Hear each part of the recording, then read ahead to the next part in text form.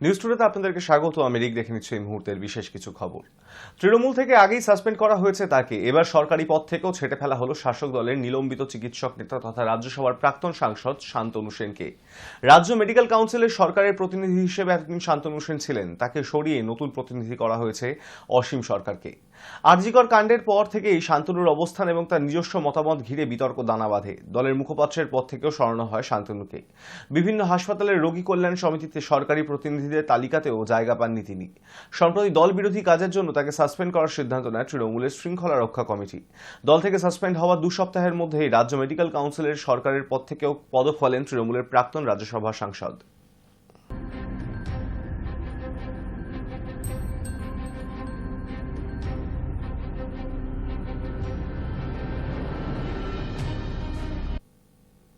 Signalling আধুনিকীকরণের কাজের জেরে বন্ধ থাকবে ইস্ট ওয়েস্ট মেট্রো, তবে তা ধাপে ধাপে। 2 ধাপে 8 দিন ইস্ট ওয়েস্ট মেট্রো পুরোপুরি বন্ধ রাখা হবে। টানা 1.5 মাস নয়, ফেব্রুয়ারি মাস থেকে ধাপে ধাপে বন্ধ থাকবে ইস্ট ওয়েস্ট মেট্রো। চলবে সিগন্যালিং আধুনিকরণের কাজ। বইমেলা শেষে এই কাজ হবে বলেই সূত্রের খবর। আপাতত স্থির হয়েছে ফেব্রুয়ারি মাসে 13 থেকে 16 এবং 22 থেকে 25 তারিখ 2 ধাপে 8 দিন ইস্ট ওয়েস্ট মেট্রো পুরোপুরি বন্ধ রাখা হবে। আর তারপর সপ্তাহ শেষে শনিবার এবং রবিবারগুলিকে এই কাজের জন্য বেছে নেওয়া হচ্ছে। KMRCL এর তরফে সিগন্যালিং সিস্টেমের আধুনিকরণের জন্য টানা 1.5 মাস হাওড়া ময়দান, এসপ্ল্যানেড এবং শিয়ালদা সেক্টর 5 মেট্রো বন্ধের আবেদন করা হয়েছিল। কিন্তু তাতে যে বিপুল পরিমাণ যাত্রী সমস্যায় পড়বেন তা বিলক্ষণ জানে মেট্রো কর্তৃপক্ষ, আর তাই ধাপে ধাপে এই কাজ করার কথা ভাবা হয়েছে। বিকল্প হিসেবে রাস্তায় বাস, ভেসেল ট্রিপ বাড়ানোর সিদ্ধান্ত নিয়েছে পরিবহন দফতর। আর এই প্রসঙ্গেই বুধবার পরিবহন ভবনে দফতরের সচিব সৌমিত্র মোহন দাস ট্যাক্সি মালিক সংগঠনের নেতৃত্বের সঙ্গে বৈঠক করেছেন। সেখানেই এই 8 দিন রাস্তায় অতিরিক্ত গাড়ি রাখার কথা বলা হয়েছে। পরিবহন মন্ত্রী স্নেহাশিস চক্রবর্তী জানিয়েছেন, যে কদিন ইস্ট ওয়েস্ট মেট্রো বন্ধ থাকবে সেই দিনগুলিতে যাত্রীদের যাতে কোনো অসুবিধা না হয় তাই রাস্তায় বাড়তি বাস থাকবে।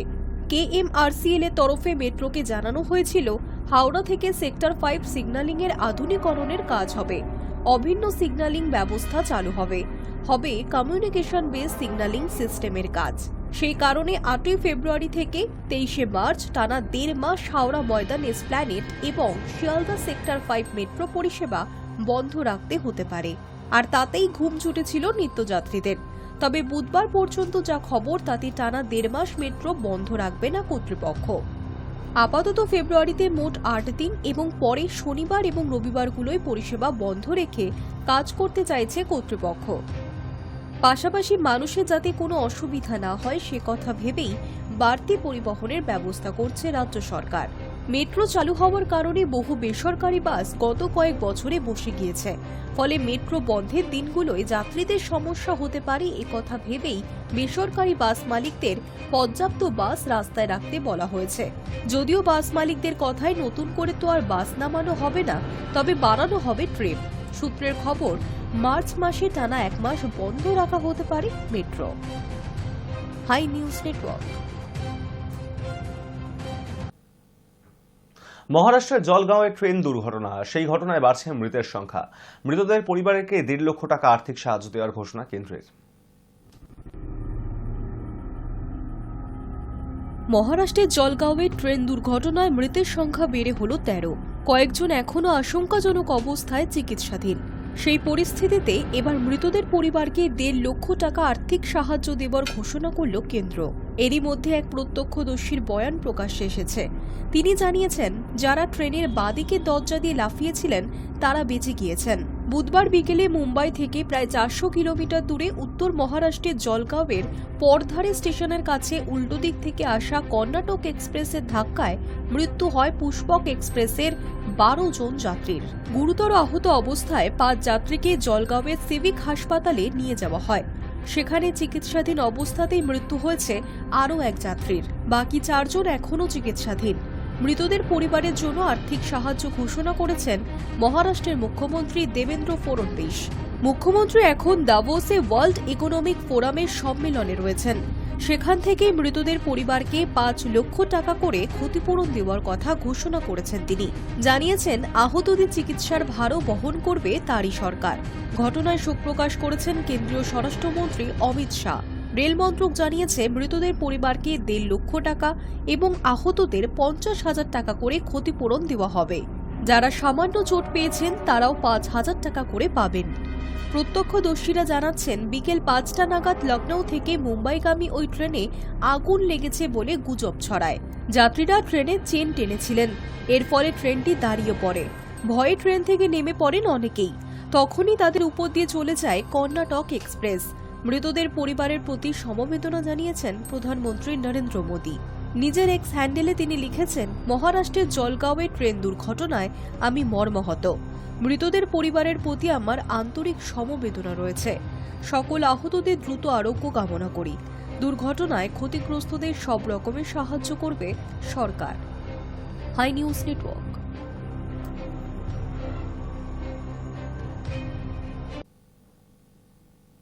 বলিউডে একের পর এক ঘটনায় আতঙ্কিত সকলে। সাইফ আলী খানের উপর হামলার ঘটনার রেশ কাটতে না কাটতেই নয়া আতঙ্ক। খুনের হুমকি পেলেন জনপ্রিয় কৌতুক শিল্পী কপিল শর্মা। সাইফ আলী খানের উপর হামলার পর ১ সপ্তাহ কাটেনি, এরই মধ্যে নয়া আতঙ্কে বলিউড। এবার খুনের হুমকি পেলেন জনপ্রিয় কৌতুক শিল্পী কপিল শর্মা। কপিল শর্মার অভিযোগ, ইমেলের মাধ্যমে খুনের হুমকি দেওয়া হয়েছে তাকে।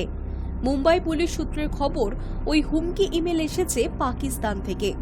মুম্বাই পুলিশকে কপিল শর্মা জানিয়েছেন তার মেলে হুমকি বার্তা এসেছে। তাকে বলা হয়েছে, আমরা আপনার প্রতিদিনের কার্যকলাপের উপর নজর রাখছি। আমরা মনে করি স্পর্শকাতর বিভিন্ন বিষয় নিয়ে আপনার আরো বেশি করে মুখ খোলা উচিত। এই বার্তাটিকে হালকাভাবে নেবেন না। নিজেদের প্রচারের জন্য এমন বার্তা পাঠানো হয়নি। কপিলের দাবি, মাত্র ৮ ঘন্টার মধ্যে তাকে ওই ইমেলের জবাব দিতে বলা হয়, না হলে ফল ভুগতে হবে বলেও হুমকি দেওয়া হয়। ওই বার্তাটির নিচে দুষ্কৃতী নিজেকে বিষ্ণু বলে পরিচয় দিয়েছে। পুলিশ প্রাথমিকভাবে জানিয়েছে ওই হুমকি বার্তাটি এসেছে পাকিস্তান থেকে। শুধু কপিলই নন, এর আগে অভিনেতা রাজপাল যাদব, কৌতুক শিল্পী সুগন্ধা মিশ্র এবং নৃত্য পরিচালক রেমো ডিসুজার কাছেও এইরকম হুমকি বার্তা এসেছে। ইতিমধ্যেই পুলিশ এই বিষয়ে তদন্ত শুরু করেছে। অভিযোগ পাওয়ার পর অজ্ঞাত পরিচয় ব্যক্তির বিরুদ্ধে এফআইআর দায়ের করেছে অম্বলি থানার পুলিশ।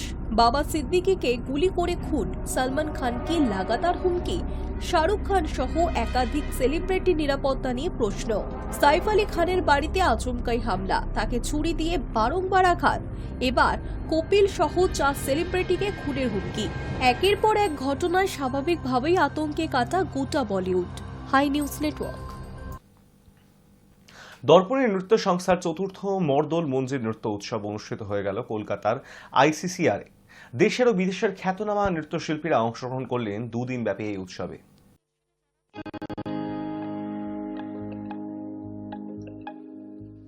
কলকাতার আইসিসিআরের সত্যজিৎ রায় প্রেক্ষাগৃহে গত 18 ও 19 জানুয়ারি অনুষ্ঠিত হল দর্পণী নৃত্য সংস্থার ৪র্থ মর্দল মঞ্জির নৃত্য উৎসব। এই বছরটি দর্পণীর 30তম বর্ষ। দর্পণীর রজত জয়ন্তী বর্ষে অর্থাৎ 25 বছর পূর্তিতে গুরু কেলুচরণ মহাপাত্রের স্মরণে এই মর্দল মঞ্জিরের সূচনা এবং এই উৎসব এবার ৪র্থ বর্ষে পদার্পণ করল। দর্পণীর ৪র্থ মর্দল মঞ্জির নৃত্য উৎসবে এই শহর, দেশ এবং দেশের বাইরের শিল্পীরাও অংশগ্রহণ করেছেন। ধীরে ধীরে এই মর্দল মঞ্জির নৃত্য উৎসব শহর ও দেশের আঙিনা ছাড়িয়ে সারা বিশ্বের মানুষেরও নজরে আসছে। এবারের নৃত্য উৎসবে শিল্পীদের মধ্যে প্রথম দিন ছিলেন প্রখ্যাত ভরতনাট্যম নৃত্যশিল্পী, সঙ্গীত নাটক একাডেমির যুব পুরস্কারপ্রাপ্ত প্রবীণ কুমার। মণিপুরী নৃত্যে ছিলেন গুরু বিপিন সিংয়ের সুযোগ্য শিষ্য সঞ্জীব ভট্টাচার্য, যিনি সম্প্রতি আমেরিকা নিবাসী। এছাড়াও ছিল দর্পণীর নিজস্ব প্রযোজনা কৃষ্ণায় তুভ্যাং নমঃ। এরই পাশাপাশি দর্পণীর ছাত্রছাত্রীদের মধ্যে প্রায় 100 জন শিল্পী অংশ নিলেন ওড়িশি নৃত্যানুষ্ঠানে। নৃত্য পরিচালনা ও সমগ্র অনুষ্ঠান পরিচালনায় ছিলেন বিশিষ্ট ওড়িশি নৃত্যশিল্পী অর্ণব বন্দ্যোপাধ্যায়। ভারতীয় নৃত্য পরম্পরা আমরা বই নিয়ে চলেছি না, এটা যুগ যুগ ধরে আসছে, হাজার হাজার বছর ধরে শাস্ত্রীয় নৃত্য চলছে। আমরা তার একটা ক্ষুদ্র অংশ বটেই। এবং আমার সাথে সাথে আমার ছাত্রছাত্রীরা তৈরি হচ্ছে এবং ভবিষ্যতে তারাও আগামী প্রজন্মে এটাকে বয়ে নিয়ে যাবে। এই যে একটা ধারা, শাস্ত্রীয় নৃত্যের ধারা, এটা আশা করি চলতে থাকবে। আমরা থাকবো না, কিন্তু এই ধারা আজকে যেটা বীজটা ওদের মধ্যে বপন করা হলো, এটা নিশ্চয়ই আগামী দিনে, আগামী 50-100 বছর পরেও একই রকম থাকবে। আর আজকের বিশেষ নিবেদন হচ্ছে, আজকে আমাদের মর্দলা মঞ্জিরা যে শাস্ত্রীয় নৃত্যের ফেস্টিভ্যাল, এটা আমাদের গত 4 বছর ধরে চালু হয়েছে।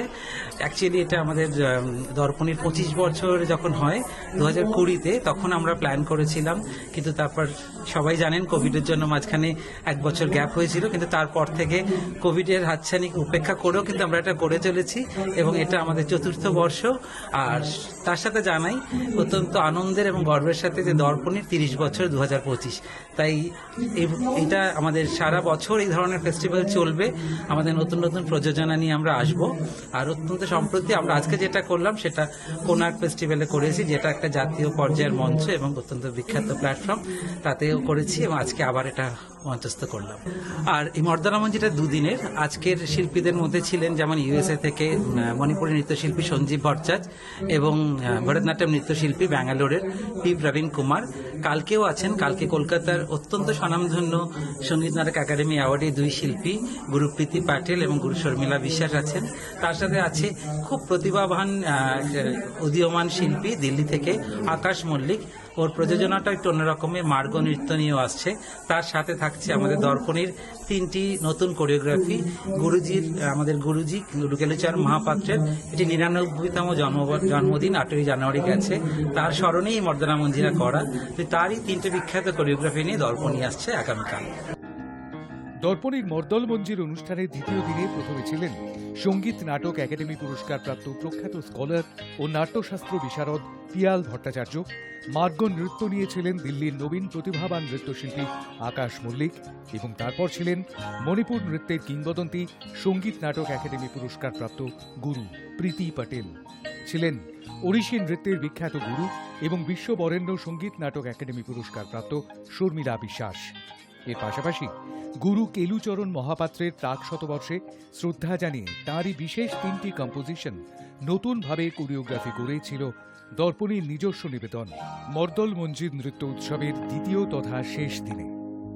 মর্দল মঞ্জির নৃত্য উৎসবের প্রথম দিনের অনুষ্ঠানের সঞ্চালনায় ছিলেন প্রখ্যাত বাচিক শিল্পী এবং অভিনেতা সুজয় প্রসাদ চট্টোপাধ্যায় এবং দ্বিতীয় দিনের সঞ্চালনায় ছিলেন তন্নি চৌধুরী।